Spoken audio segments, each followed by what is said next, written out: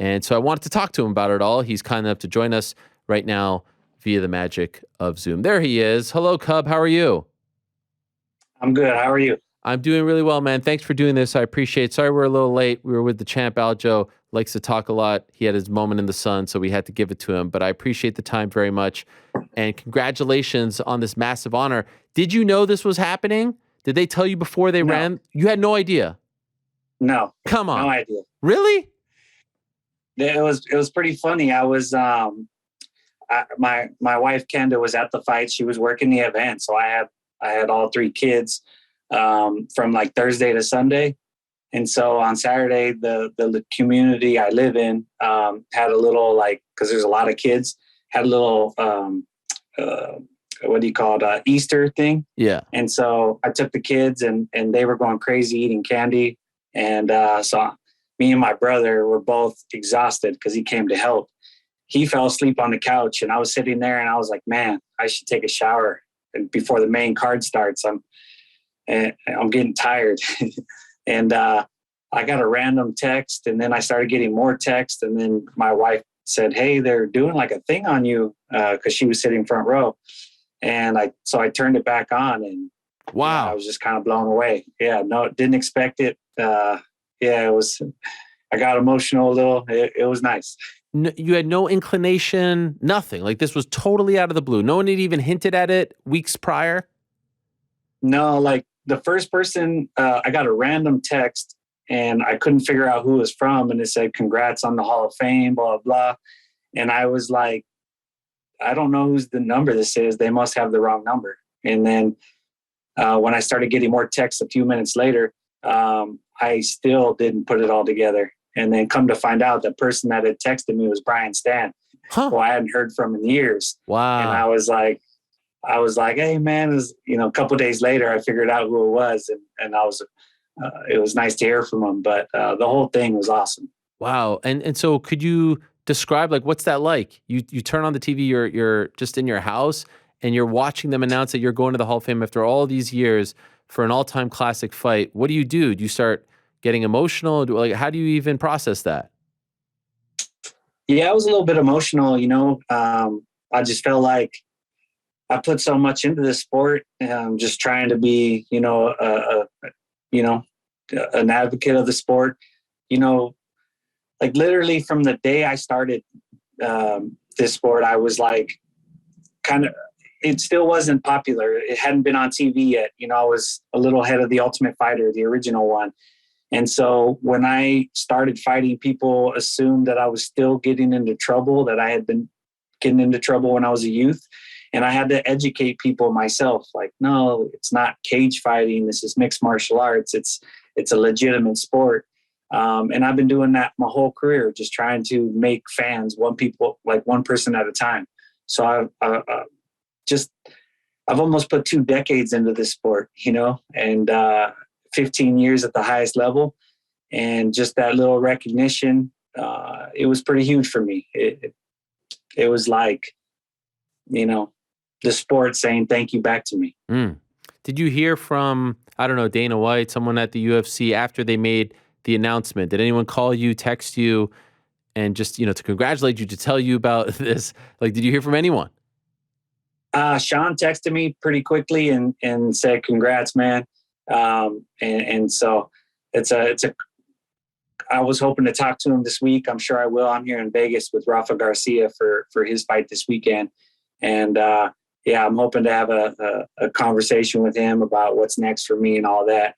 And then I had spoken to Dana just recently, and I got a new 4-fight deal.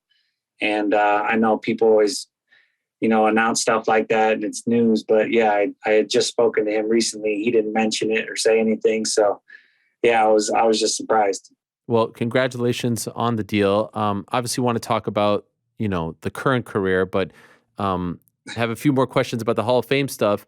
Are you surprised? It's not such an old fight, right? I mean, it only happened 5.5 years ago. Are you surprised it got in so soon? Not saying it's not worthy of getting in, but were you surprised that it got in so soon?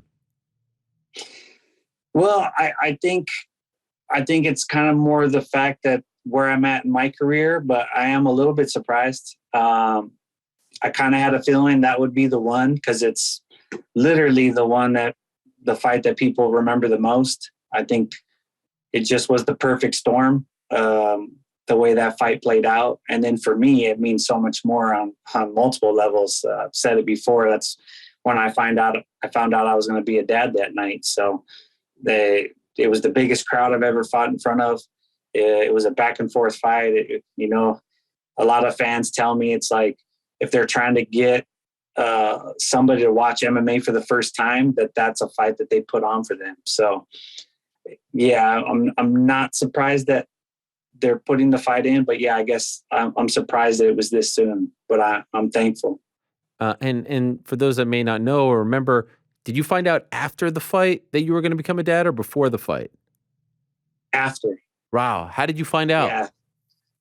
Yeah. Well, it was crazy because the fight was wild. And then, I was spending time with my family after.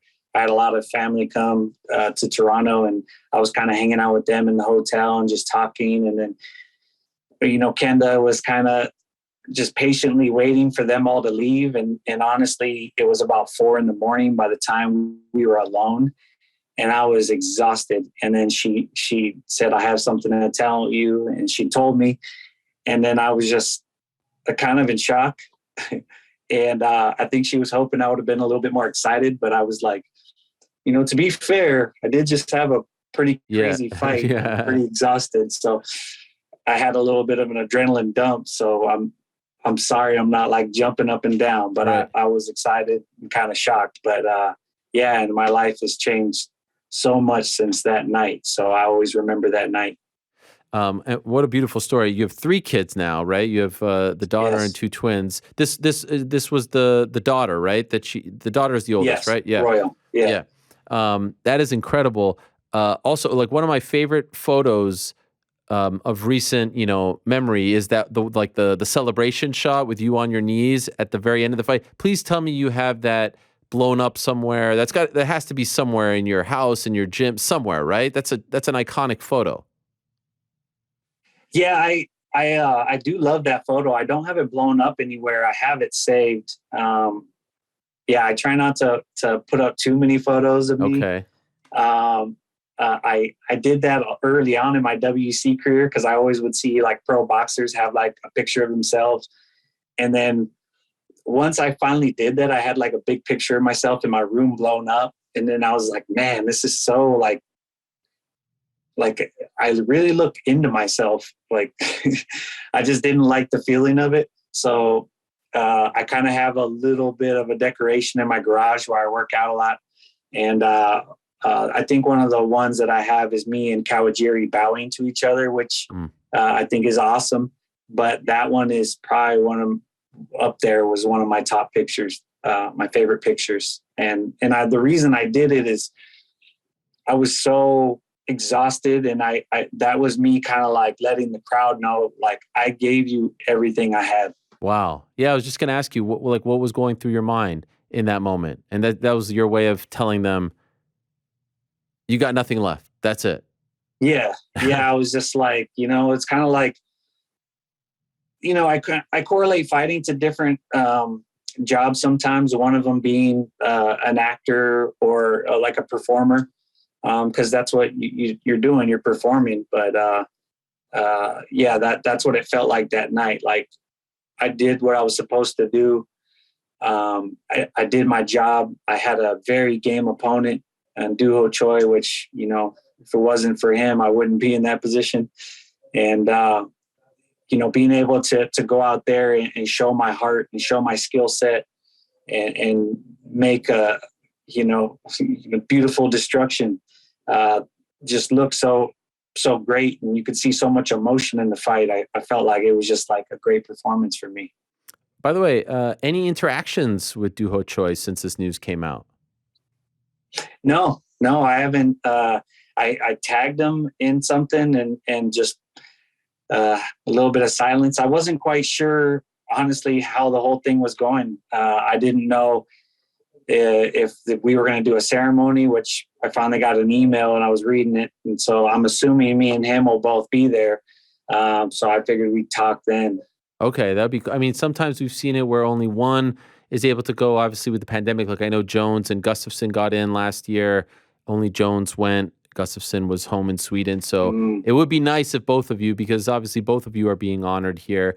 You won the fight, so you'll get that recognition forever. But I think it would be great to see him again. We haven't seen him in a bit, so that would be tremendous. Yeah, I mean, I would love for him to be there. I'd love to see him and shake his hand and hang out with him for a bit. I know there's a language barrier there, but there's no language barrier between respect. Favorite memory from the fight itself? It might be the ending there, and obviously finding out that you're going to be a dad later. But like when you think of that fight, what comes to mind? What's the first thing that comes to mind?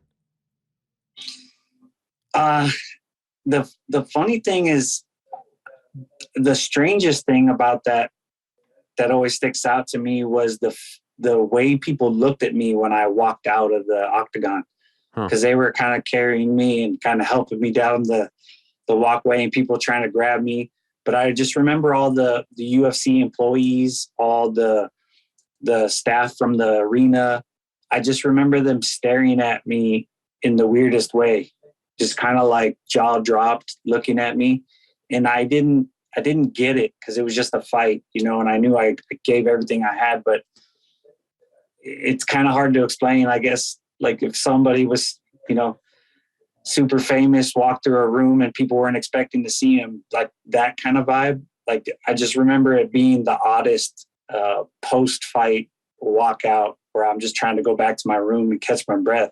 But the way everybody looked at me on the way to the room, I was like, this is weird. Like, what's going on? And then it didn't really make sense until later. Like, oh, I had everyone's attention. You recently celebrated 15 years with Zuffa, right? Including WC as well. And as you just said, you just re-signed with the company. Were you done? Did you have no more fights left on your deal? I had one fight left on my deal. And then, I reached out to Dana and was like, hey, I need to re-up. So I'm definitely coming closer to the end of my career. I've been hearing that people thought that I was going to retire on the last one and maybe a couple more when I took my gloves off, but I took my gloves off because my hand was broken. So, but yeah, I definitely got a couple more in me. And right now I'm just kind of enjoying the ride. So I think Dana was happy to have me re-sign and make sure that I don't go anywhere else, that I'm staying with UFC and I'll end up retiring here. So do you think these are your last 4? Probably. I really don't know what's going to happen. I hate to really say because I don't know until it comes. But I'm definitely feeling like it's the last chapter of my career. And, I really want to pick my next few fights, well, and make sure that I ended on a good note. And I've already honestly been, I've been managing guys a little bit, training guys, mentoring guys for a long time. So I got a lot on my plate outside. That was one of the things I wanted to do, was make sure that I kind of had a running start. So when I did retire, it wasn't like a shock and, what do I do?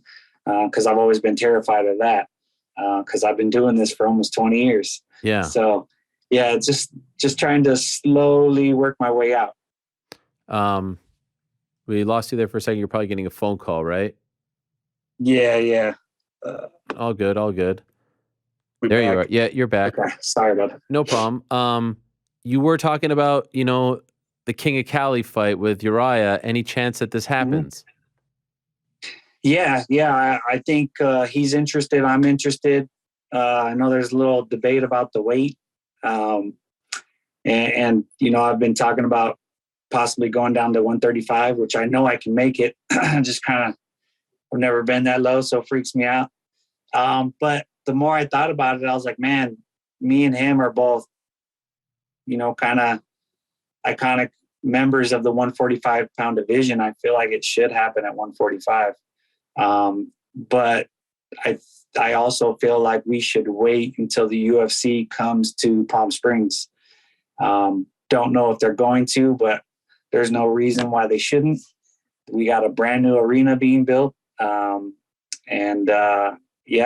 I think that me and Uriah in Palm Springs, it's got to be in California, right? Right. And I know he's game. I'm game. So, I would love for that to be the case. When is that arena ready? They'll be done in August. Okay. But I'm sure the UFC probably wouldn't want to do it until next year. I'm sure they have all their dates already, all their locations already locked in for the year. But yeah, it's a 10,000 person arena. It's perfect for a fight night that we could headline. And, I guarantee that place would sell out. Yes. I think rather quickly. Getting to 15 years with the company and almost 20 years in the sport, all that stuff. Was there any part of you that believed this early on? Like, have you far exceeded your stay in the sport and your expectations as to what you thought your place in the sport would be? Oh, 100%. I just wanted to pursue it. When I made an educated decision, based on what was going on in my life at the time. And I was like, man, I just need to see how far I can go in the sport. I feel like I have talent. People think I have talent. And I think if I really give it my best, I could, do pretty good. And I wouldn't have imagined it be, this and making it into the Hall of Fame. And just having fans all over the world. I feel very blessed, but I also know how hard it was and how much dedication it's taken to, stay motivated and focused for 18 years. And I'm proud of myself for that. I'm appreciative of all the people who've helped me along the way.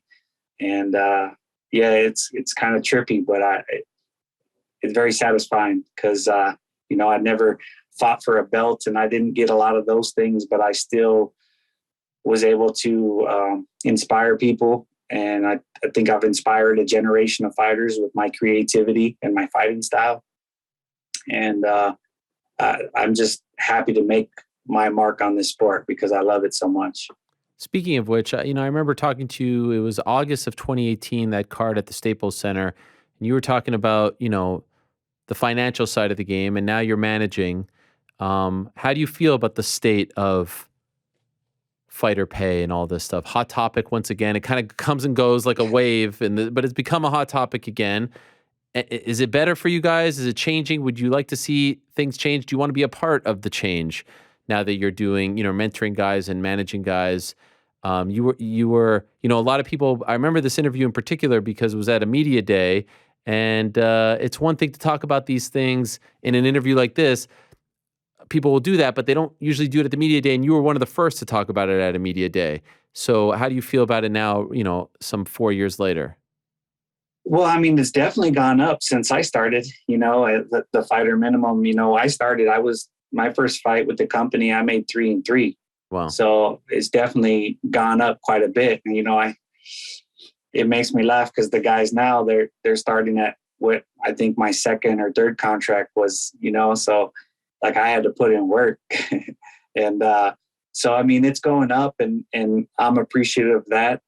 But I always think that the fighters should get paid more. I'm always going to think that. I think that, we're the heart and soul of this whole thing. I think the UFC's done an amazing job promoting the sport and getting it to be the biggest sport in the world.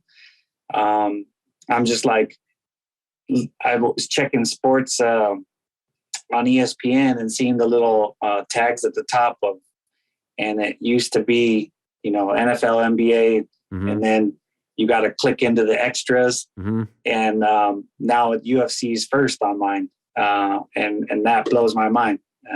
But I always knew that was going to happen because I just know that this is the realest sport there is. No teams, no balls, just one-on-one. And I love that. But yeah, I think the sport needs to keep evolving. I don't want to get stuck like boxing has. I love boxing, absolutely love it, but I feel like, they could be dinosaurs at times. And like the scoring stuff, I think we could still figure things out. I think the gloves could be better. I think fighters could get paid more, but I think it's coming up. But I just, I always think that we should get paid more regardless. Are you a fan of open scoring? I've been on the open scoring thing for a minute here. You want open scoring? Yeah, I'd like to hear more arguments about it. I want to hear. I'm for it, but I'd like to hear the arguments against it, just to know like what would be the issues. It's like when the whole weight cutting thing happened, when they went to us cutting, making weight earlier in the morning, and then the weigh-in, the ceremonial weigh-ins, they didn't seem to be as big, and they didn't find that out till later. I think little issues like that, I'd like to hear those before I really put my stamp on it. But as of now, I like it. I would like to see more 10-10 rounds, and I would like to see more 10-8 rounds. Like you were talking about the Aljamain fight. I think that was a draw. I don't think anyone deserved that first round. And then I thought it was 2 apiece after that. So, did you think the second really should be a 10-8? There was definitely a case for it. Right. So to me, how are you going to score? Like if there's 2 rounds and one was one-sided, very one-sided, and one was close, but somebody clearly won, those rounds shouldn't be scored the same. And there's a scoring system out there that is always trying to promote their system. I forget what it is, but they score by the minute. And it's pretty interesting to see their outcomes. And they vary just a little bit. I would love 10-10s. I think 10-8 doesn't get used enough in that second round that everyone's talking about. Maybe not enough damage. There was like the dominance, but maybe not the damage that you need. But the bottom line for me is it's a boxing model. The 10-point must system is a boxing model that never really applied to MMA. And MMA is way too subjective. Like I know, you tell me right now, like what's a 10-8 round in boxing? I know what it is. Like there's a knockdown. We know exactly what in MMA, you can have a knockdown and not have a 10-8 very easily. So it's just it's too hard. And these are one of the many things. Like you talk about boxing being dinosaurs. I agree to a degree. There's a lot of things that MMA, this relatively young sport, is still holding on to from 20 years ago. Like this, I think fighter pay hasn't evolved enough. It may have evolved since you said, but I would like to see you guys get a lot more sponsorship, all that stuff, bigger piece of the pie, revenue sharing, everything that we talk about all the time. So yes. We could go on and on about this. By the way, you mentioned not having a belt or fighting for a belt. You think that will bother you in 20, 30 years, or are you at peace with it?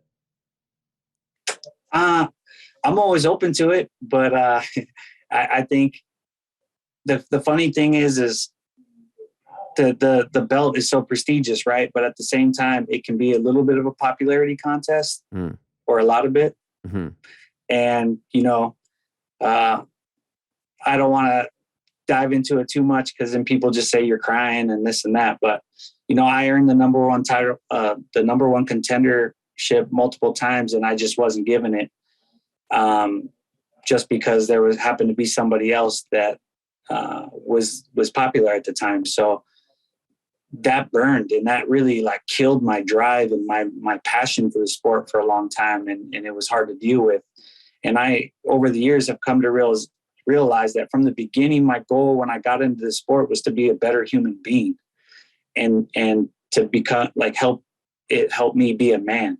And that's the man I am today. So I'm not really mad about it because that was my goal. As you go along in the sport and you get higher up, then people put that dream on you like, oh, you're going to fight for the belt. You got to fight for the belt. That's all that matters. And that's the only thing that matters in the sport. And then the reality is I made it to the Hall of Fame, and I touched so many people's lives, and I'm the human being I am today because of the journey. And, I don't need a belt to say that I'm validated because, I accomplished what I was trying to accomplish. Well said. Well put, Cub. Congratulations on this honor. Well done. Good luck to your guy, Rafa Garcia, this weekend, fighting in Las Vegas. That's where you're at. thanks for taking some time out for us, and congrats on the new deal as well. And I hope that we get to see you back. We're going to see you back maybe this summer, maybe not the Faber fight, but you got something? Yeah. So I that's what I want to talk to them about. I want to talk to Sean and see if we can't set up the Faber fight. If that's got to be next year, then that's fine with me. But then I'll probably book something in between. I can't go too long without fighting. So I'll for sure do one this year. If we can set something up for early next year, the King of Cali fight, I'm 100% down with that. So it's just a scheduling thing and trying to make sure I'm available. So as soon as I find out, I'll let you guys know. And but yeah, I appreciate you having me on and giving me the opportunity to talk about the Hall of Fame thing, because it is an honor. Oh yeah. And I can't believe you didn't know, to be honest. I'm blown away by that. That's incredible. By the way, one last thing. Do you have an opponent in mind? Like, I know you want to be selective here with the last four. If it's not Faber, is there someone else? Well, when I was really thinking about trying to do 135, I was like, man, Faber and Aldo just seemed like two great fights to do. But yeah, I don't know if I want to do 35 at this point. I got to talk to them and see like what excites me, what makes sense. If I had some names, I'd be able to narrow it down and really get motivated and be like, okay, let's do this. But I definitely feel like, for my next few fights, it's got to make sense. Congrats, Cub. Thanks for doing this. Well done. Good luck this weekend. Really appreciate it. Thank you. I appreciate it. All right, there he is. Killer Cub Swanson, one of the all-time best, OG of the game, 15 years with Zuffa. Just celebrated that in March, and he'll be going into the Hall of Fame this weekend, part of the International Fight Week festivities.